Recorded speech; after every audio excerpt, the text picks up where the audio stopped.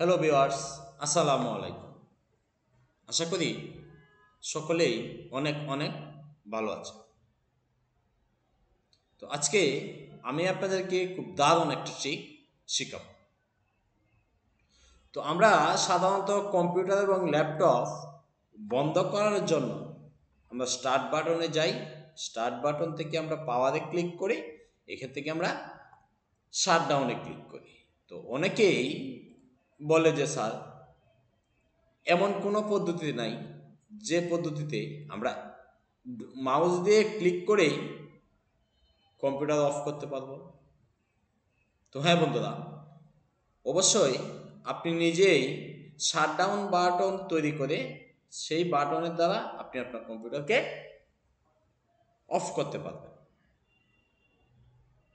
তো ভিডিও শুরু করার আগে সকলের উদ্দেশ্যে আমার একটাই রিকোয়েস্ট, যারা আমার চ্যানেলে একেবারেই নতুন তারা অবশ্যই আমার চ্যানেলটিকে সাবস্ক্রাইব করে দেবেন।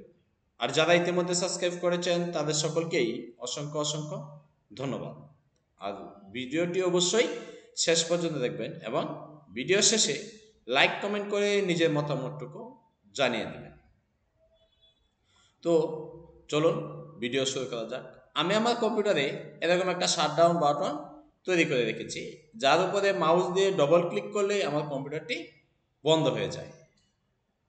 তো এই বাটনটি আমি কিভাবে তৈরি করেছি আজকে আপনাদেরকে আমি খুব সহজভাবে শিখিয়ে দেব। তো এর জন্য আমি আমার এই বাটনটিকে ডিলিট করে দিলাম। এরপরে এই ডেস্কটপের ফাঁকা অংশে মাউসের রাইট বাটন ক্লিক করে আপনি যাবেন হচ্ছে নিউতে। নিউ থেকে শর্টকাটে ক্লিক করবেন। শর্টকাটে ক্লিক করলে আপনার সামনে এরকম একটা উইন্ডো আসবে। এইখানে আপনি টাইপ করবেন শাটডাউন এবং একটা স্পেস দিবেন। দেওয়ার পরে আপনি একটা মাইনাস চিহ্ন দিবেন।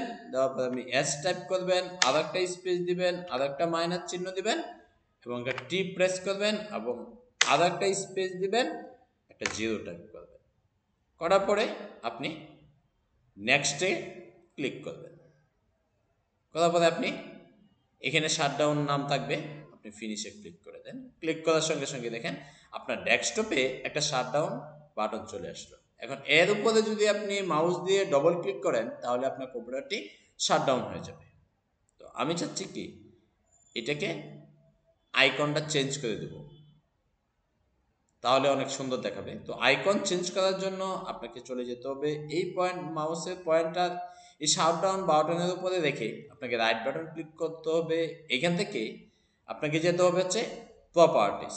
তো প্রপার্টিসে ক্লিক করলে আপনার সামনে এরকম একটা উইন্ডো আসবে। এখান থেকে একদম নিচে এই যে এখানে দেখবেন লেখা আছে চেঞ্জ আইকন, আপনি এর উপরে ক্লিক করবেন।